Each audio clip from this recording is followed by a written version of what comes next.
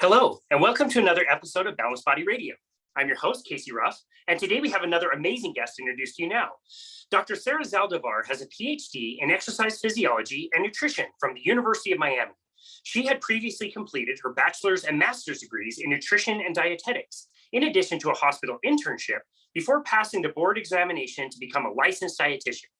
After 9 years in Miami, she recently relocated to Ocala, Florida, where she continues to teach nutrition classes online at Miami-Dade College. She is a certified personal trainer and a certified exercise physiologist with the American College of Sports Medicine, for whom she taught workshops focused on training students to sit for the ACSM's personal training certification. She is currently fully focused on content creation as a YouTuber, helping others find optimal health through a carnivore diet, mindset shifts, exercise, and dance. An equally important component of her work focuses on anti-aging and framing the aging process as a chronic disease that we can eventually reverse and cure. Dr. Zaldivar, what an absolute honor it is to welcome you to Balanced Body Radio. Hi, thank you so much, Casey. I'm so excited.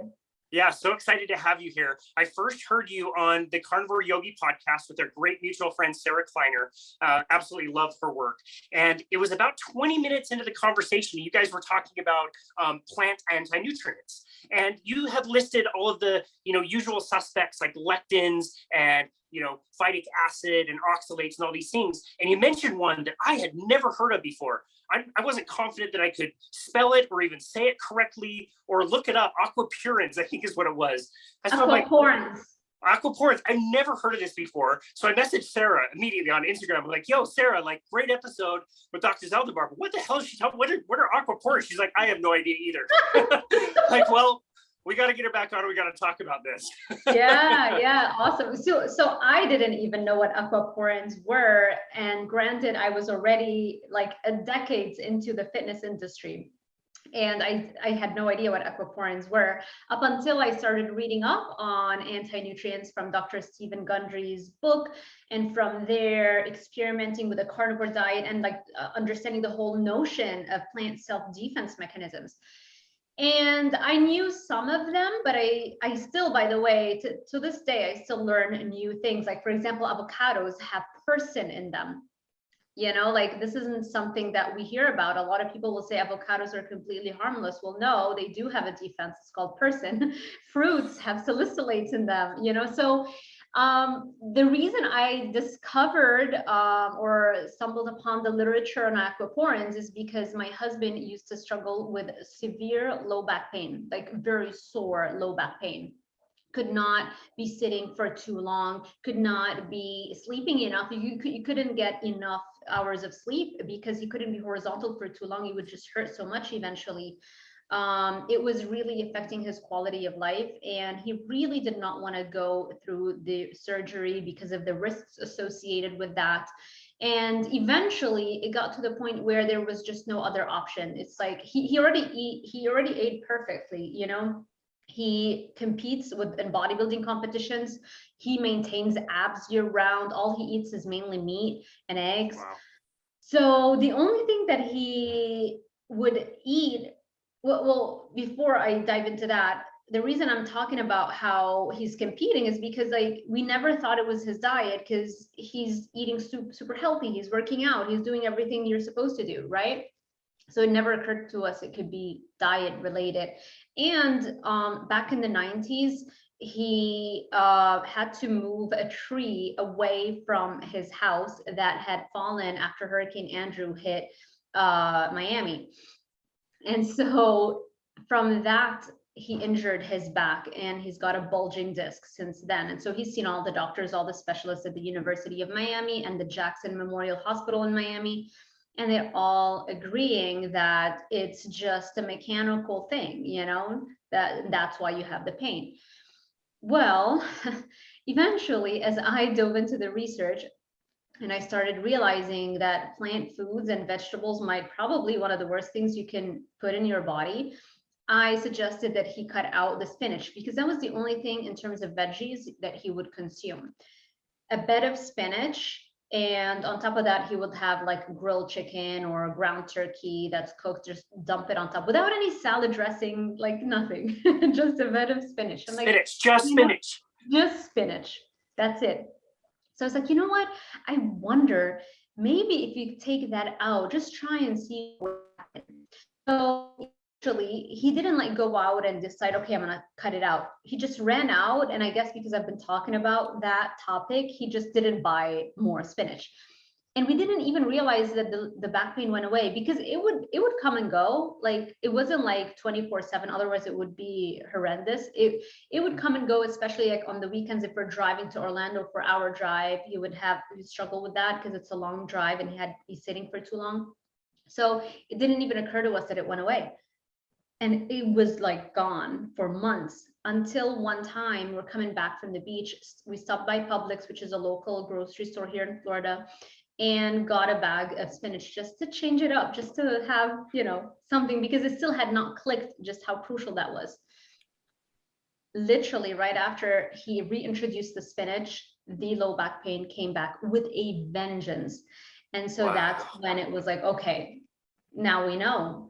And that's how we discovered that his low back pain had nothing to do with the bulging disc. Maybe the bulging disc set up the environment, but it was the inflammation from the food that was triggering those nerves and triggering that pain. I mean, it's just mind-blowing stuff. And I was like, okay, great. Like, we were so happy we had figured it out. No more surgery. He can sleep better, longer. He can watch a marathon of movies if he wants to. It's not a problem anymore, because he can be sitting for long periods of time now. We can go on long road trips, no problem. I mean, so happy. Then we go to North Carolina. Our in-laws live there, and we never have like carbs and corn and stuff. So over there for Thanksgiving, they made corn pudding, and that's his mom's corn pudding, which is delicious. So obviously he had some. The low back pain came back, and I'm like, I wonder what happened. Like, what did you eat during that period of time that could have triggered it? Because other than that, he ate the normal diet that he eats. And I'm like, I wonder, corn. So, and then I dove into the research to see what is the thing in common between spinach and corn. Turns out it's something called aquaporins. And this is one of the ways that those plant foods defend themselves. And by the way, they're also found in soy. So it's in soy, spinach, and corn. Turns out that kind of chemical resembles pores, water channels that we have, or you can call them pores. They're really called water channels that we have on our cells, human cells, to regulate how much water should be inside versus outside the cell. So the aquaporins in humans, the normal ones that are found in the water channels that are found in our bodies, were only very recently discovered, right? And before that, they thought that it was by simple diffusion that water went in and outside of our cells. And then they realized sometimes, like if you are crying, there's a lot more water that needs to come out of cells. So there's got to be an additional mechanism that's happening that's allowing this water efflux to come out of the cell, and that's how they discovered those water channels.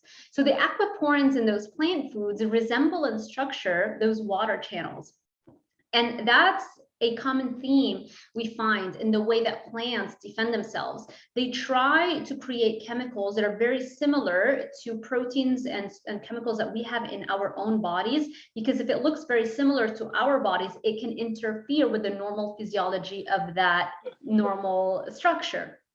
And so I don't know exactly further, like how exactly the aquaporins from those plant foods mess up with our own water channels. I don't know if somebody has bothered to study it. I haven't found any study on that. And I think that's because we don't really yet have an appreciation of the damage that plant toxins can have in human nutrition, because every major health organization literally is recommending the complete opposite of what humans should be eating, right? They're all recommending more fruits, more vegetables, more plants. So this is why we have such a dearth and a lack of science and studies that actually delve deeper in those. So yeah, that's how I came across aquaporins. So amazing. Yeah. That is so interesting. I love that story. Plants are really, really smart. We do not give nearly enough credit to plants for everything that they have evolved with. They have intelligence that I don't think can possibly comprehend. And I No. do want to talk about more of those plant toxins with you because you're such an expert in them and you discovered all these other things that even I didn't know about. But I have to we need to go back and tell your story. And for the listener who's maybe listening to this for the first time, you might be thinking we're absolutely nuts, or maybe we just really like steak, and so we decided to create this like alternate idea about nutrition. And I don't think people realize, like, you have been in this world for a very long time. You were taught a certain way. I have been doing personal training and nutrition coaching for over 15 years. I have been taught a certain way. It's always this way. You push this way out to people. Here's the meal plans. Here's the shopping list. Here's all the meals and snacks and whole grains and vegetables and all this stuff. And it's year after year after year of this doesn't work. My people aren't losing weight. They don't feel good. They have autoimmune issues. I'm hungry all the time. I can't even go between clients without a snack. Like people that are in the carnivore space didn't just stumble upon this one day and thought this was a great thing to do. We had to fight a lot of an uphill battle. And I'd love for you to share your story and how you became interested in nutrition and what kind of battle you had to fight against. Yeah, well, first I would love to hear your end of the story. So I'm going to invite you over to my YouTube channel because I need to learn more about that. I'm a very curious person. And I know that our audience is going to love hearing about also how you came across everything we're talking about and finally realize that that's a better way. But yeah.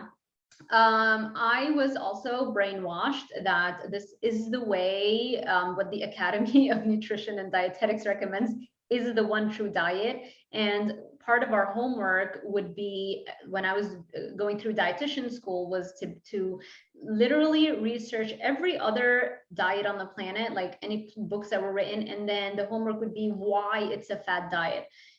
Every diet other than what the Academy of Nutrition and Dietetics deems to be the right one, everything else is labeled a fad diet, including the one optimal human diet, which is the carnivore diet, which is what made us human, which is the diet that we ate for 99.99% of our existence. But no, according to the Academy, that's a fad diet. Our ancestors survived millions of years eating a fad diet.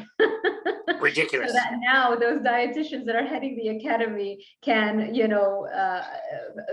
breathe and be alive because of our ancestors, but no, they were wrong, But anyway, it is mind-blowing to me. So I was brainwashed with that and I believed it and I tried to put it into practice, but you always blame yourself. You always think, I'm not doing it right. I need more discipline. I need to like push through, even if I'm not feeling good, even if I have brain fog, even if I have aches and pains and soreness, it's because I'm training too hard, even though it's not that hard. It's like the normal amount. You should be able to recover quicker, right? Now I know that on a carnivore diet, there's almost no soreness, no pain, no aches and pain. So for people like you and I, it's actually very difficult, even probably harder. Actually, I don't know your full story, but I'm just assuming that you probably went through like what I went through. Is like, it's very difficult to wrap your head around the carnivore diet when you have been brainwashed in a completely different school of thought. So it took me far longer to finally understand that I've been duped and for it to click in my head. And the only reason that I finally understood that I've been wrong, what I've been taught was wrong, is because I was constantly putting it into practice, constantly failing, and then constantly trying again and trying again and trying again. I never gave up. And so every time I tried, I was trying to do it from a different angle, trying to read more books, watch more podcasts. So it was just this persistence in me that eventually I came to a point where I have all this knowledge now that I wasn't taught. Literally 99% of what I know, it wasn't stuff that I was taught in school. And so eventually got to a point, I was like, okay, I know they've showed me all the studies about fruits and veggies and they focus so much on that. I know that those things exist, but they completely forgot to tell me about the far bigger body of science that is completely at odds with what the Academy of Nutrition and Dietetics, unfortunately, still brainwashing their dietitians. It is almost criminal at this point what they're doing, the way that they have this lobbying and this influence that they have on the dietitians, and they have the nerve to try and regulate and license the practice of dietitians. It wasn't until Ron DeSantis, like a year ago, 2 years ago, finally passed a law that allowed everybody to give nutrition advice. Before that, you had to be a registered dietitian, literally making people sick, following, what the academy is recommending: eat the grains, eat the 3 cups of milk a day, it's like Wow. bread and dairy. That's criminal. Yeah, That's agreed. insane. And so finally Ron DeSantis passed that law 2 years ago to allow trainers and people, any person should be able, under the First Amendment, to transfer knowledge from them to another person. It shouldn't be only registered dietitians, because trust me, they are the last person, for the most part. Obviously you can't generalize, but in general, when they're fresh out of the program, they're the last person that are ever going to get you to your goals.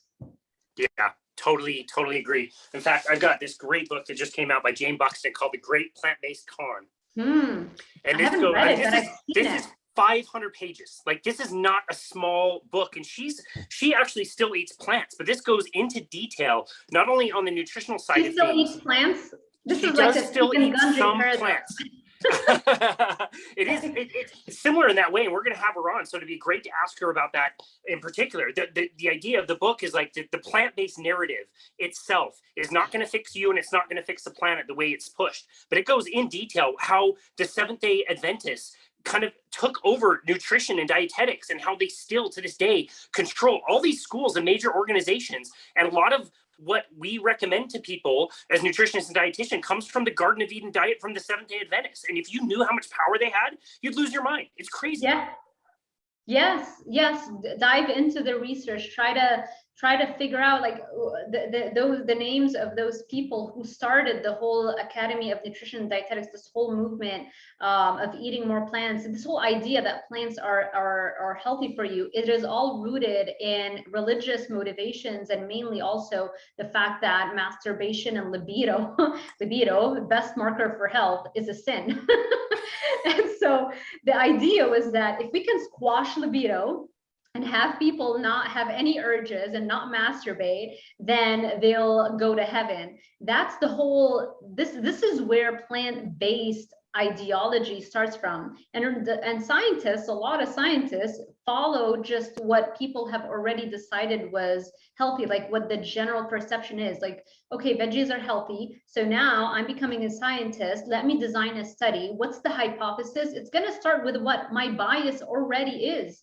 It's wrong. That shouldn't be how science is conducted, but that's how it is the vast majority of the time. You're already starting out. It's like you're already climbing the wrong mountain. That's 99% of nutrition science. It's crazy. Yeah, it's crazy. They don't bother to hypothesize carnivore diet. Let's see how that goes. Why isn't anybody bothering to do that study? That's right. And there's so much that people don't see when they read the headline that says, plant-based is the very best thing for you or whatever. You don't realize how these studies are conducted. And yeah, you can do a randomized controlled trial, and some have been done in nutrition. They're notoriously very difficult to do. Oftentimes the results are ignored. The ones in the 70s, the Minnesota coronary trial, the Sydney heart health trial.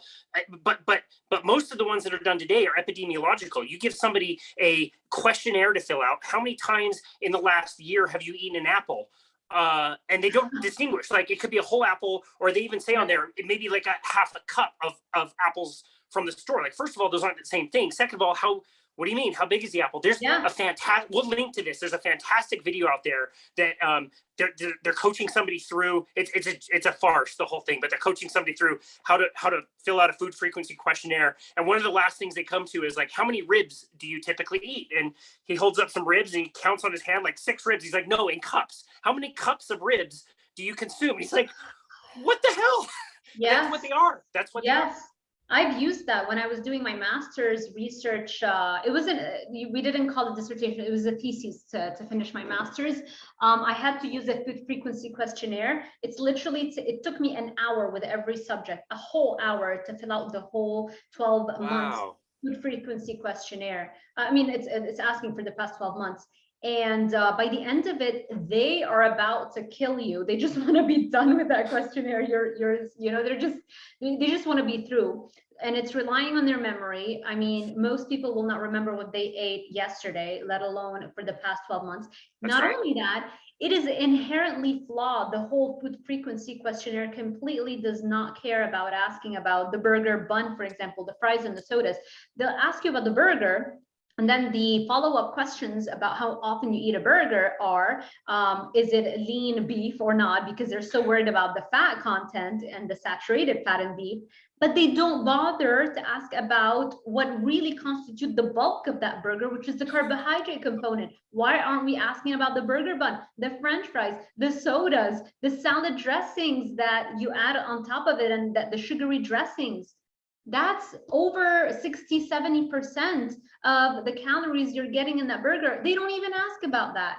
They ask about a burger, they ask about a pepperoni pizza to see if you're a meat eater. Well, how about the actual pizza? Like that's what they're looking at when they're looking at meat eaters versus non-meat eaters. They're looking at people who are eating the burgers and the pizzas, and they're labeling those as meat eaters. And then they're looking at the people who tend to believe the nutrition recommendations and try to work out and not smoke, and they live already a healthy lifestyle. And because they're following what they're being told, they're not eating the red meat because they think that red meat is bad. But they have all these other healthy lifestyle habits, and those are labeled the non-meat eaters. And that's 90%, if not more, of nutrition studies out there. Nutrition is not a science as it stands right now. It is wishful thinking to say that we have nutrition science at all. Yeah, totally agree. If people learned where we get our recommendations from, how they started, it wasn't like a group of the best scientists and nutritionists that really studied this for a lot of years and came together in a cooperative fashion to, really be the best of humanity and tell us exactly what to do. That's absolutely not how any of this unfolded. No. And I get why this is happening. It's very hard to do a nutrition study. There are so many variables. The ultimate nutrition study, who nobody can, or very few can argue with the results, would be getting a pair of twins, multiple ones, so that you have a large enough sample size from birth, ideally even before birth, to control for the conditions before you enter the world. You would put them in a lab. You would control for the kind of light they're getting, the amount of light they're getting. You would control for every single other thing, like how much activity they're getting, what hobbies they're doing, socialization. You control for all those things. And then you give them the different diets that you want to choose from, that you want to study, and then you follow them up until they die. to see, because heart disease doesn't happen when you're in your 20s, right? That would be the optimal nutrition study. Clearly, that is never going to happen. Even if there is a willingness to do that, no ethical review board would sign off on that, because that's right. You can't bring children and enroll them into that. So the best thing we can do is do a randomized control trial, but at least for 6 months, ideally you would need like 2 years. And still with that, that's short-term results. This is why I go back to evolution. It is the optimal study of plant-based versus animal-based. Just go back to our ancestors and see that our ancestors that branched off and started going in a vegan direction, they went extinct, versus the ancestors that gave birth to us, our lineage, they went in a carnivore direction and they became stronger. And that's who we come from. The vegan, that we already did that vegan experiment, they went extinct.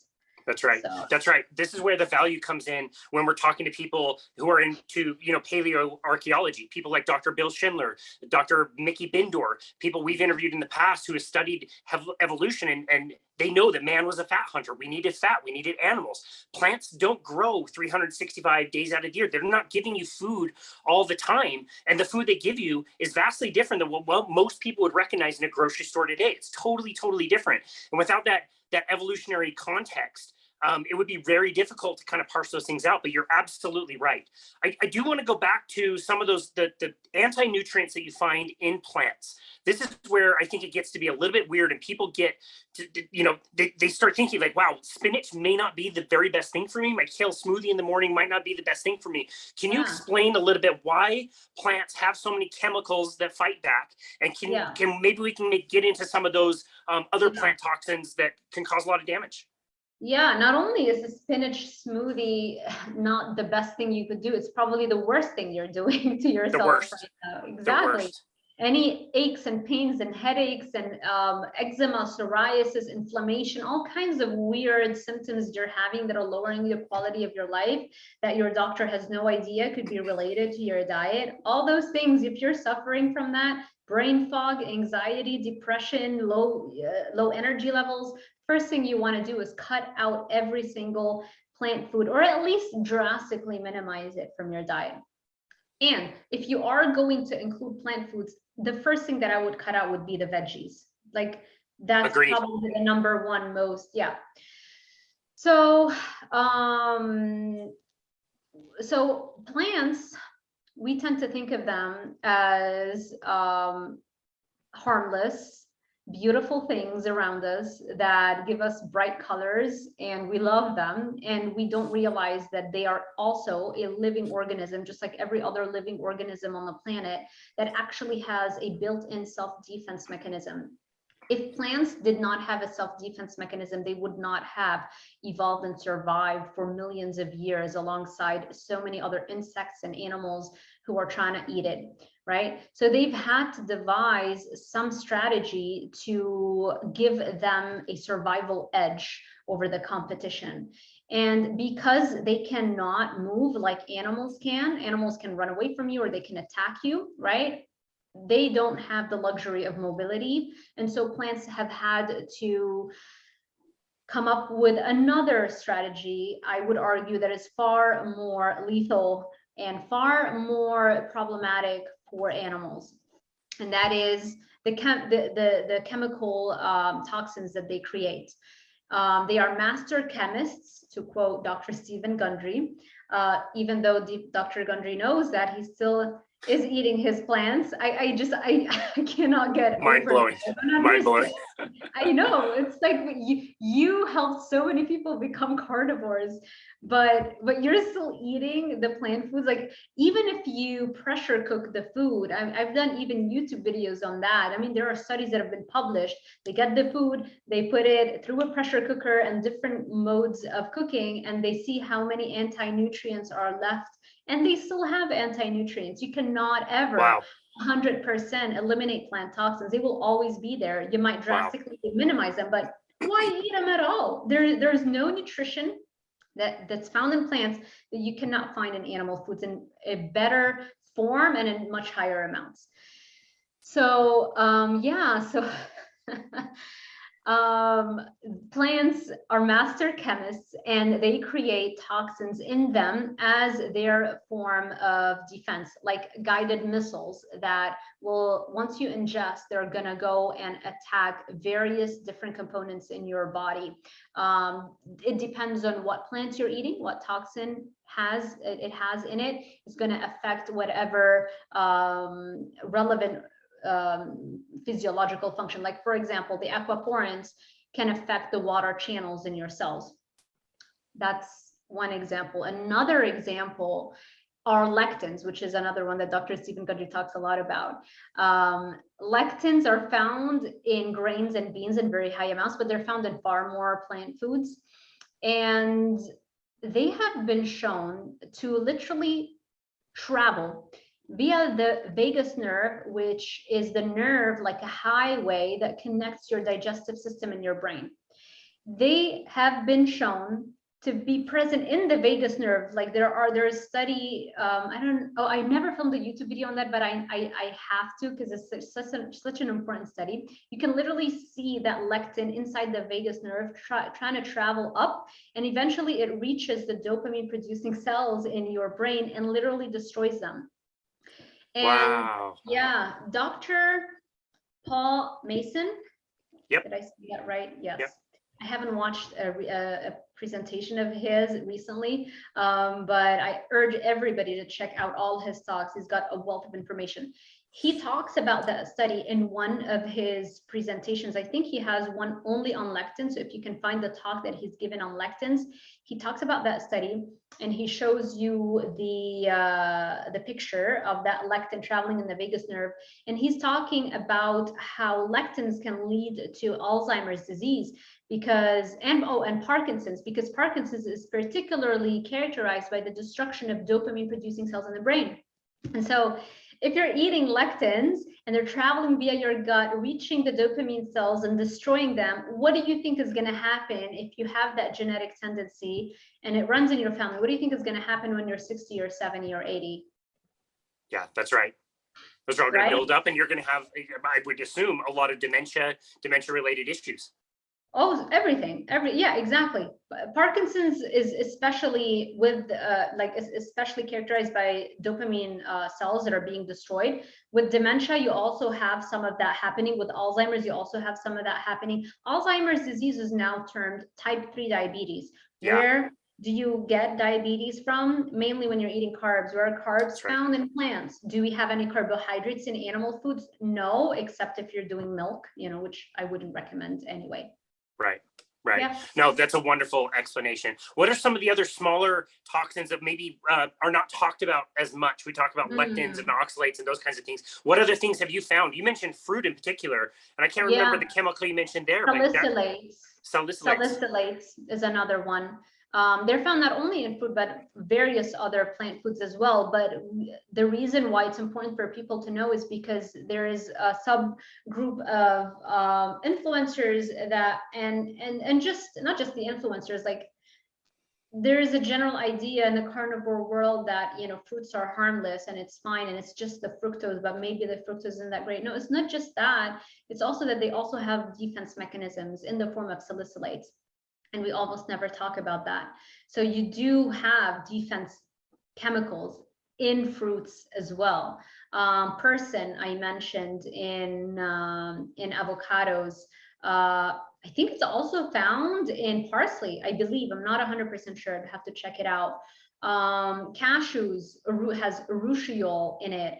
And it's funny because I shared one time on my Instagram how you can never eat raw cashews. And my friend who went to school together, she texted me. She's like, I eat cashews all the time and I eat them raw. I'm like, you're not eating them raw, honey. It's steamed, because they have to steam them to remove the urushiol first before you can eat them. So you think you're eating raw cashews, but they have been already pre-treated.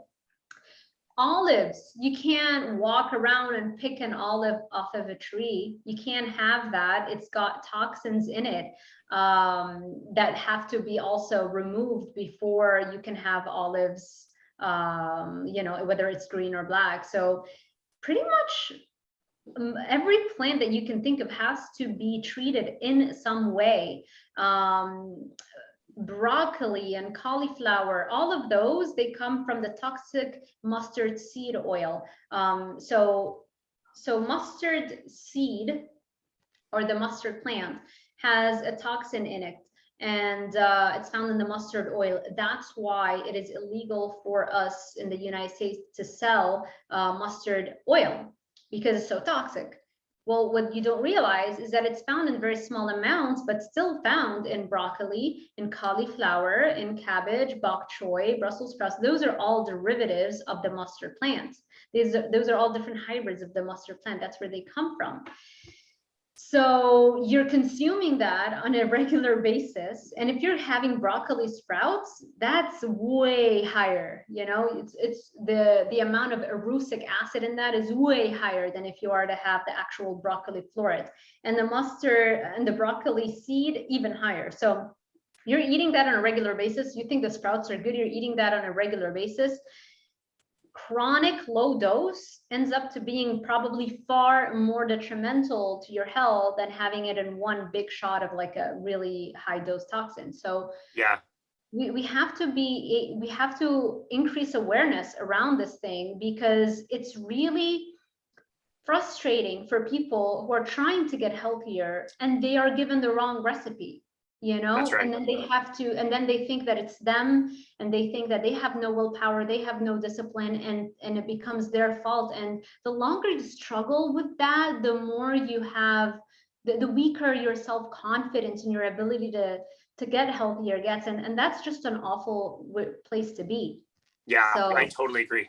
I totally agree. yeah. And you mentioned the hybridization of those plants. A lot of people don't realize, like, broccoli has not been around in the way that you think it has for very long. Cauliflower, Brussels sprouts, all those things you mentioned, they were bred, they were hybridized. They didn't exist in the way that you would see them in a store 1,000 years ago. Yeah. So in the 1800s, Italian farmers would grow some broccoli, but it wasn't until the mid 1900s that Americans actually started to eat broccoli, because some Italian farmers came over and brought the seed with them and started growing broccoli here. But it wasn't that prevalent up until the 1950s. It was still not that prevalent. But around that time is when we started looking at broccoli as a normal part of dinner or lunch, and people started eating a lot more of that. So it's crazy. It so is crazy. Insane. It's insane. The more I learn about nutrition, it's like, obviously I'm so happy that I have all this knowledge now about it. But at the same time, it freaks me out, because it's like, how many other areas of my life am I completely ignorant in that I think I know what I'm talking about, but I'm not, you know. Because if people like us in the field for decades, having like the highest level of education, I mean, I have a bachelor's and a master's, like I said, a doctorate, a personal trainer. I've been teaching trainers and teaching nutritionists. I mean, if someone like me can take so long to understand what the optimal human diet is, what chance does the regular person have? Like, no chance. No chance. No chance. No chance. Walk into any office building and just go to the break room and realize, like, wow, we're talking about like healthy, quote unquote, healthy fruits and vegetables that people can have. I'd way rather have somebody have a salad than have the processed crap in the middle of the store, but those things can still be problematic. And I'm so glad you went there with this kind of division I'm seeing in the carnivore world. And, there's carnivores that have promoted the carnivore diet for a long time. They're now eating lots of fruit. They're eating more plant foods. They're also including like a lot of honey, maybe a lot of dairy. And you already mentioned that's not something that you really recommend. And I get a little bummed out, because these people are influencers and they are influencing people who then get really, I would say, confused. They're not in the same state. So I'm just curious, like, your opinion on that kind of thing, and whether people can have that or not. Yeah, that's another example of how much your personal experience can influence how you view a certain topic. So when you have not personally struggled with cravings and addiction and weight gain, you're not as afraid of certain food groups. So you're more likely to try and make the case that these foods might have a health benefit if for you they're helping you out, if for you they're working for you. And that's the problem with generalizing. Sometimes it can like, we need to pay attention. While I don't say that it's got to be like this personalized nutrition for everybody, I do believe that the carnivore diet, a strict carnivore diet, is the optimal human diet. I do believe that. I also understand that we have new challenges in recent history, like overweight and food addiction, and things that our ancestors never had to deal with and never had to recover from, right, first, before going on the optimal human diet. So if you've never had an issue with addiction, you've never put on body fat, or you don't put on body fat easily, like you've probably always, been at an ideal weight and you're doing great, and you can do some rice and you can do some honey and it's fine for you. Like, I can understand why you might realize that these aren't the worst things. Yeah, because they're not the worst things for you. Right? But for somebody whose body type doesn't do well with carbohydrates, especially at the beginning stages, if I'm working with somebody and I want them to drop body fat and to normalize their metabolism, I'm never going to give them those foods. I'm never going to be like, yeah, but it's healthy and it's fine. You can do, the rice and honey. And And I don't think those influencers are even promoting honey for people who are obese. I'm sure that they are aware that there is a subset of people who can't do that. I think it's just important to really emphasize it, you know, always like, yes, honey might do well or might not cause problems and flare-ups of skin conditions or whatever,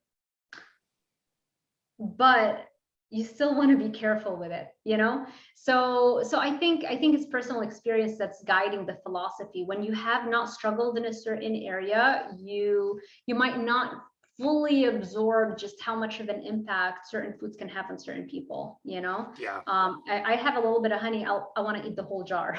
That's right. Yeah, that's right. It's not gonna work. I get the same. I was just over at my client's house and he has a very small strawberry plant that's growing. Yeah. And he was like, check out these strawberries. I'm like, wow, these look really good. And I don't have a problem with strawberries. I never eat them. These are growing out of the ground. They're like my thumb tip. They're like tiny, tiny, tiny. He said that his girlfriend is so allergic to strawberries that if they touch her mouth at all, she has a crazy reaction.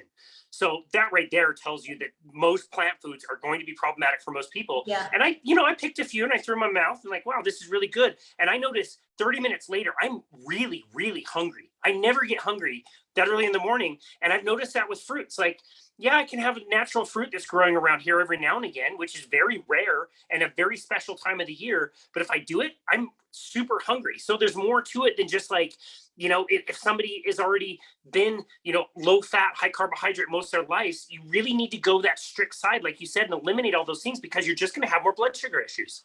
100%, at least in the initial phase. I noticed that people who have a genetic tendency to put on body fat or to have, or if they have diabetes in their family, I think they never really, they might go back and be able to eat a little bit more carbs, but never really to the same level as before. Like they'll always have to be very, very low carb, ideally even zero carb. And it's even easier to be zero carb than to be low carb, because when it's zero carbs, you forget about the addiction, you forget about those things, you have zero cravings. When you keep just a tiny amount of carbohydrates, for some people that can be a trigger. And so now you're battling more cravings. It's like, why do it the hard way, you know? Yeah. I agree with you. I think a lot of people are really surprised to hear that. And I always thought that people could moderate a little bit better, but I'm with you 100%. I think going all in and being more strict is a lot easier than trying to do it like 90% and include other things, because it's going to be confusing. You might have blood sugar issues like we talked about. You're going to get hungry. And, you know, when I'm 100% strict, there's no question. I walk into a store, I go right to where I need to go. You don't buy other things. They're not part of your diet. It's not food. It can be in a box. And just because you can put it in your mouth doesn't mean it's food. Yes. Yeah. Anything that comes out of a package is not food. It's a science fair project. And like you said, it also opens up a whole part of your brain that's now free to explore life, you know, as opposed to constantly thinking every 2 to 3 hours, what of all the foods on the planet should I be eating next? Like all of those decisions, I mean, it takes up a lot of bandwidth that you could instead allocate to your goals and, you know, your career, your relationships. I mean, life, you live more, you produce more, you know? It's so liberating. I'm so glad you went there with that point. I absolutely agree. Like, take that time and energy, go on a walk, get to know your surroundings. There's so many other enriching things that you can do with all that time and energy. I love that. I do want to say, maybe we should comment a little bit about why the animal foods are so safe. What do other animals have that we don't have, that they are able to take all those toxins and somehow be okay with them, that we aren't? Yeah, I think it has to do with evolution. It's not like human beings will never ever adapt to plant foods. You give the human race, you know, hundreds of years and thousands of years and maybe millions of years, eventually they will adapt to plant foods. And the way we adapt is basically those who don't die off. They don't produce offspring, you know, that's the harsh reality of evolution. That's how we adapt. That's right. Know? So that's how it works. Our lineage, the environment we lived in was exposed to a very cold climate. So there was no plant foods, maybe once a month, barely. So because everything was frozen the vast majority of the year, we only had access to fatty animals, and that's what we went after. And so our genetics adapted and the human beings that reproduced and remained alive to reproduce were the ones who did best by eating animal foods. And that's why it is so suited for us. And this is why our DNA expects it from us. And we thrive under those conditions. So there's nothing inherently wrong about plants or even sugar. You give human beings enough time, they'll adapt to the sugar, you know? So probably like the models who do great, no matter how much sugar they eat, those are the ones who are gonna survive. They'll be like the last man standing and they'll have offspring and they'll be fine with sugar, you know? But is that the route we want to take? Wait until everybody else dies off until we adapt to a new reality? Or is it much smarter to completely revamp our food environment and realize that's just going to take forever for us to adapt to those foods? And let's just go back to what we've already had time to adapt to, which is fatty animals, fat and protein.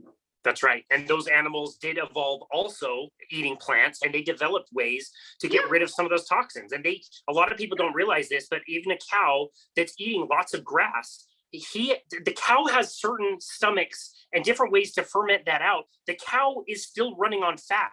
It's still running on protein. It just has a different conversion process. Even though it's eating, high cellulose and a lot of grass, it's not running on carbohydrate. It actually knows how to convert it over to fat and run on the fat. There you go.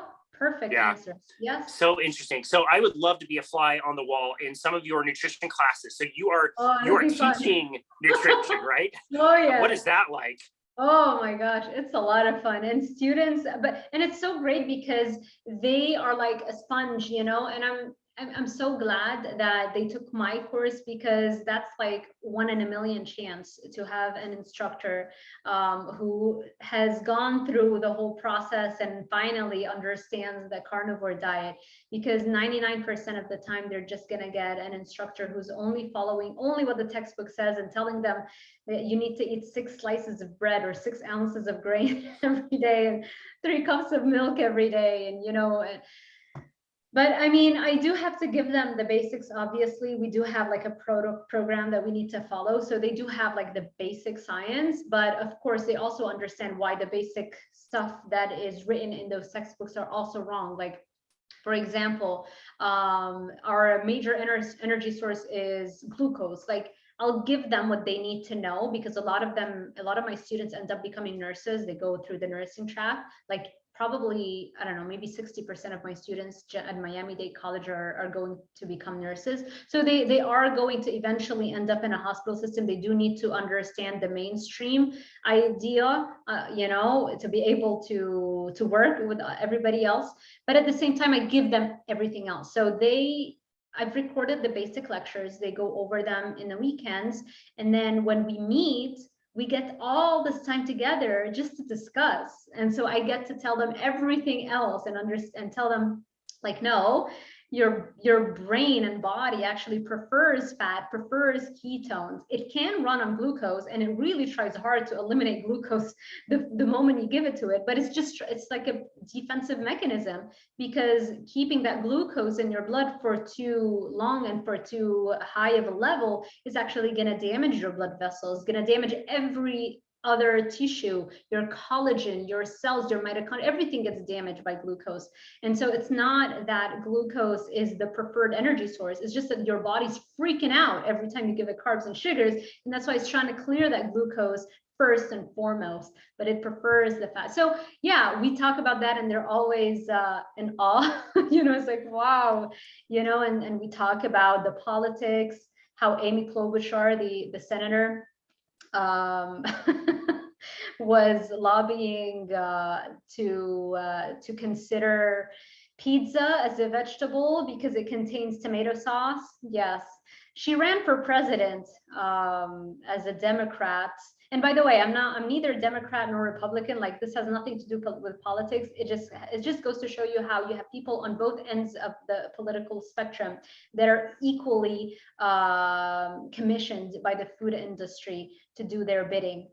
So yeah, and that you can actually see that if everybody goes and watches Fed Up documentary. It came out in 2014. So good.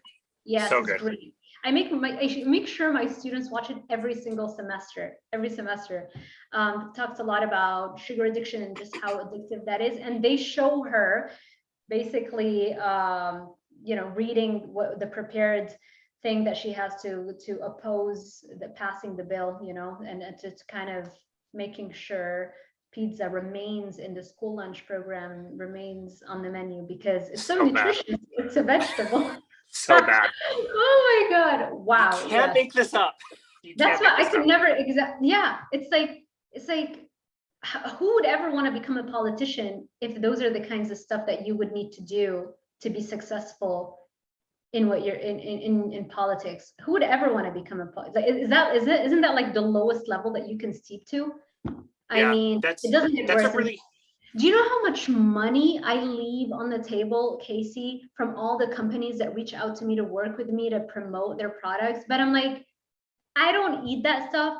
I don't believe in that. I go out of my way to tell everybody how terrible those foods are. How could I ever accept money from you and promote that? Like the sheer amount of money that I leave on the table because I will not work with brands I'm not 100% convinced of, and yet you have people like her that just literally will go live and say that pizza is a vegetable. Right. Yeah, no, that's such a good point. I don't know. I wouldn't feel good about myself. Clearly, you wouldn't either by doing that. I know somebody in my area who I believe they were a dentist, something in the dental industry, and they opened up a franchise of a soda shop that's selling these oversized sodas with extra sugaring and sugar cookies. And I had a tough time with that. I'm like, yeah, it's a business and you're an entrepreneur and you want to start businesses and things, but doesn't that hurt your soul? Don't you have some kind of like cognitive dissonance with that? Like, how can you believe one thing and then try to sell another product? I don't like that. I don't dig that.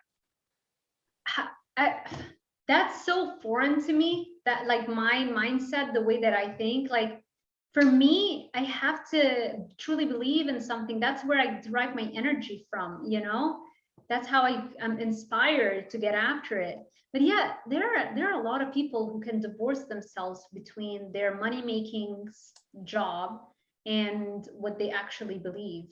Yeah, and I don't get that. That's not. I don't either. There's not a dollar amount that would make me happy. There's not a car or a big house or whatever that would make me happy by doing that. So exactly. I'm really glad you take that stand, and that's so important to acknowledge, and good for you. What you mentioning energy, that's your life force. That's you showing up in the world and making a contribution in your own little way. And what is worth trading that for? Like that's everything. That's your entire life.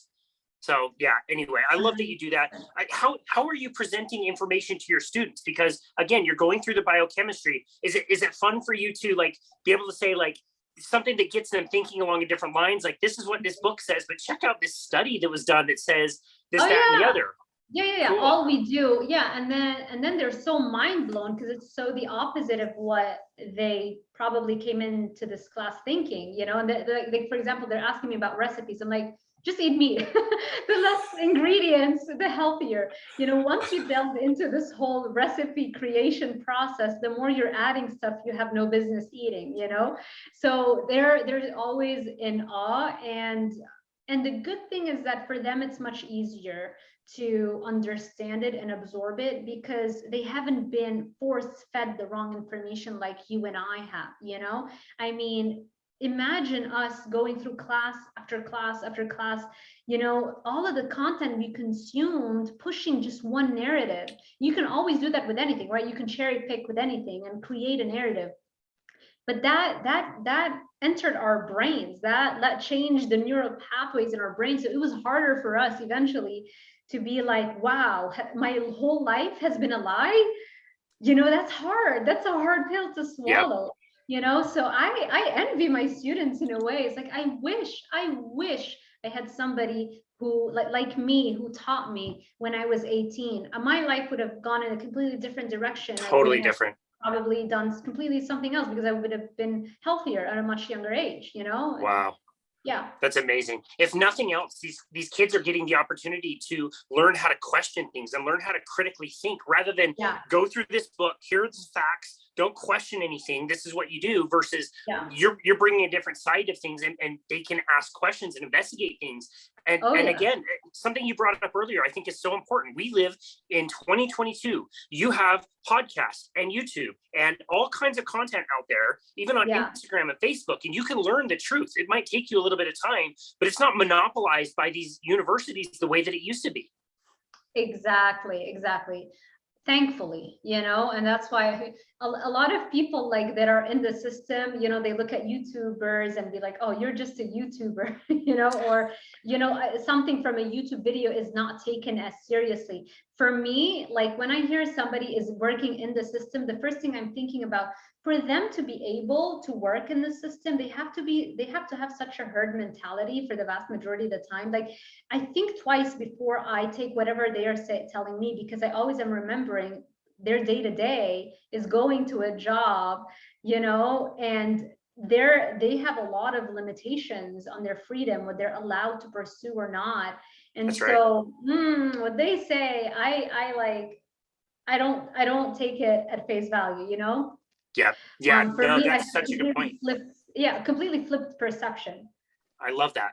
And that's a great segue to my last few questions. And the first is going to be, have you noticed any of your students get either really discouraged or kind of quit what they were doing because they're learning that what the textbook says is not necessarily the truth and might not be what they can tell people in the future? Or do they get more excited about it over time?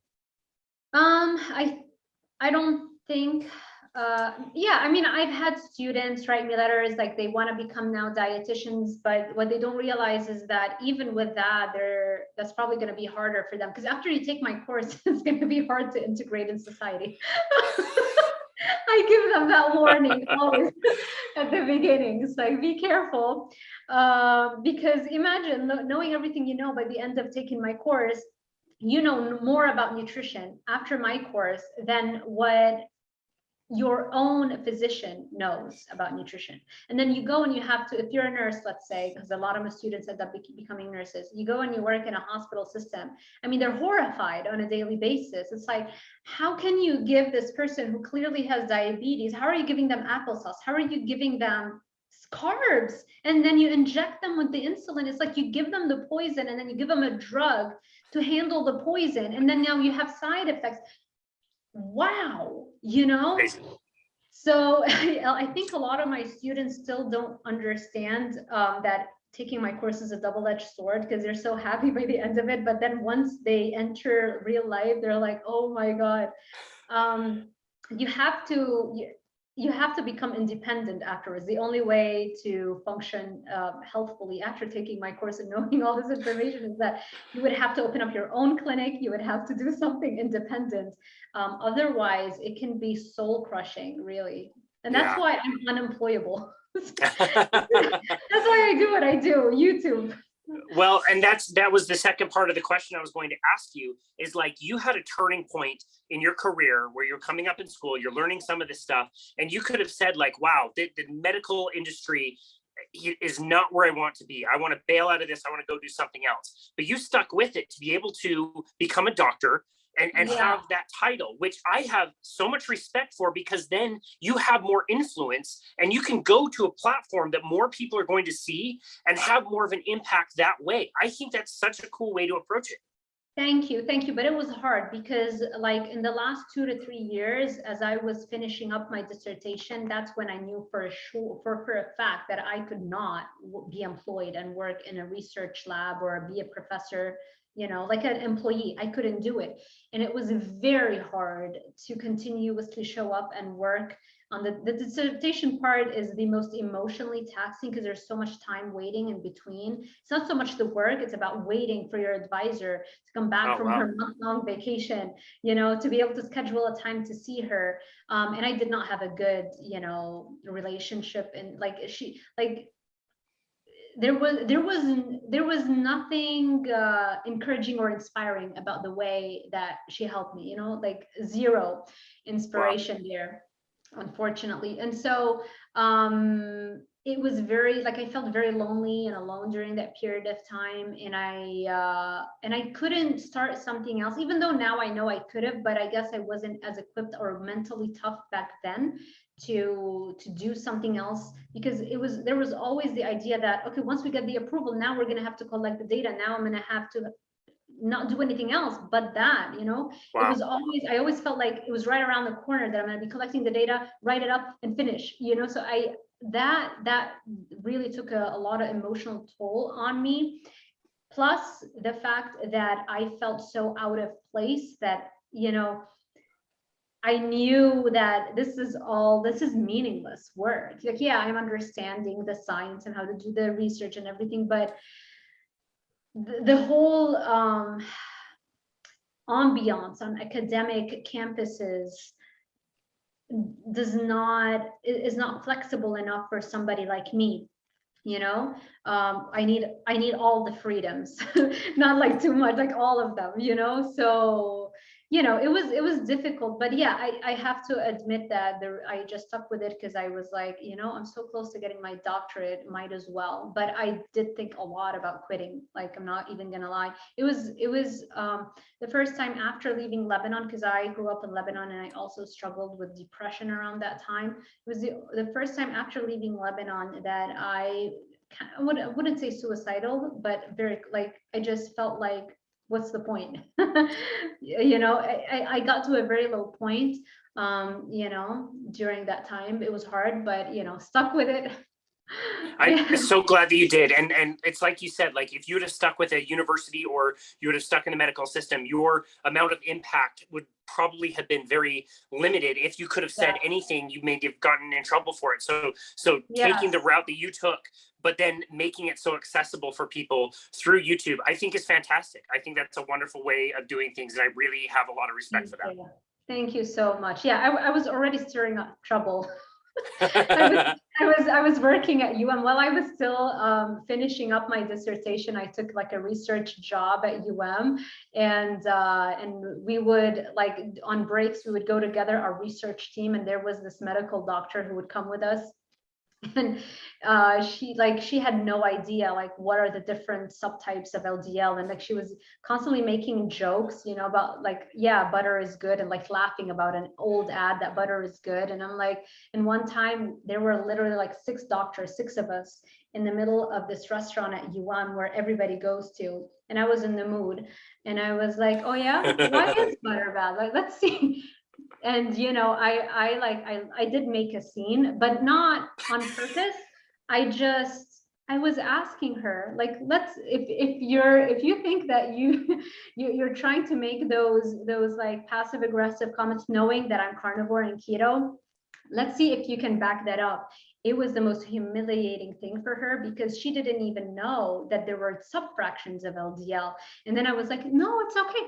I understand why you don't know this stuff. They don't teach you this stuff. And That's you right. know, and you know how medical doctors think that they're above a PhD. So yeah, like I already started stirring up trouble. So clearly I don't do well in those situations. Not good. Not good. That's awesome. Yeah, thank God for YouTube. That's great. Well, we absolutely need people like you in the world to stir things up a little bit and have people question, like all you were doing was bringing up questions. And I think if more people just considered again, like we talked about in the beginning of this conversation, that you don't get to the carnivore space without learning an incredible amount about nutrition and facing that uphill battle we talked about. So your amount of knowledge is vast. I really appreciate this conversation. It was very entertaining and very educational. Where can people go to find you and connect with you and your work? Thank you so much, Casey. So I'm all over the internet. So you can just find my YouTube channel. It's Dr. Sarah with an H Zaldivar. Instagram, it's at dr.sarah with an H Zaldivar. And those are the 2 areas where I would say I'm most active, Instagram and YouTube, but I also have Pinterest, which I have neglected for far too long. I have Twitter, you know, TikTok, I've also neglected, you know, Facebook, all that kind of stuff. But yeah, I think YouTube and Instagram, very easy to find me. And Excellent. I'm sure you'll link them below, so it's easy. Yeah, absolutely. We will link them. More people need to find your stuff. Dr. Sarah Zaldivar, thank you so very much for this awesome conversation. Thank you for everything that you've learned. Thank you for teaching us about aquaporins, which I didn't know about, and neither did Sarah Kleiner. And so we're all educated by you today, which I really appreciate. Thank you so very much. And thank you for taking time to be on our show today. We really appreciate you. Thank you. Thank you so much, Casey. And thank you for everybody for sticking with us till the end. And I hope this was helpful. Absolutely. I'm sure it will be very, very helpful. And this has been another episode of Boundless Body Radio.